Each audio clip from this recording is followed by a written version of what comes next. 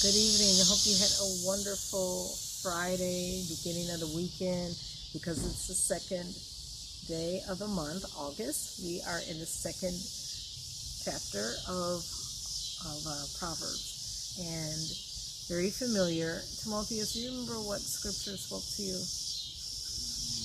Well, I'll just recap mine. So I was sharing with my son about, what they were doing at Lollapalooza earlier today, like 50 of them trying to jump over the fence. And they said 50. Of course they're going to downplay because, it looks foolish anyway, but I guess they agreed to do that on social media. But anyway, imagine the family members watching their teenagers, on film, just acting crazy, and all they had to do was the only person they caught was this dude with a prosthetic leg.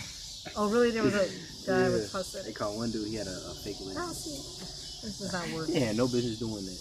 Well, see, but this is where wisdom comes in.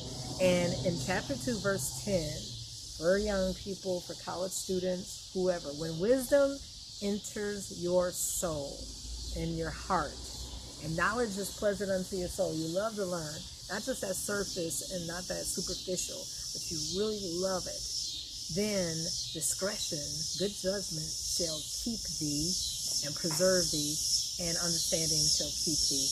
I finished Dr. Ben Carson's book, and one of the tips he gives young people is to really delve into the knowledge deep down. Just don't learn something, just to cram, and then it's superficial, and then it's out your brain, but really learn the reason why in depth things are the way they are, and really develop a love of curiosity for learning, right?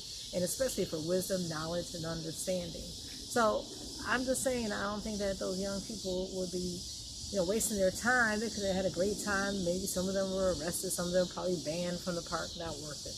All right, Timotheus, what scripture spoke to you in chapter 2? I think it was 1.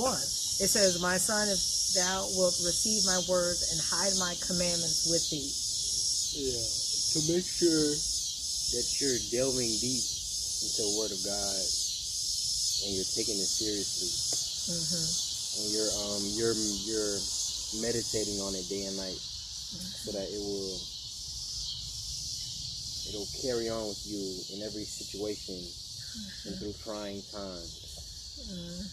In emergencies that we were talking about last night, in the urgent situations of life when life can, just change on a dime, just having that wisdom deep down inside of us will keep us. All right, we are in Joshua 12, and it's talking about so many kings in the west side that Joshua defeated. And before, it was talking about the east side kings, the east of Jordan River, where they were defeated. But now we went across town. So I'm going to pass it to you, Timotheus. What did you get out of this chapter?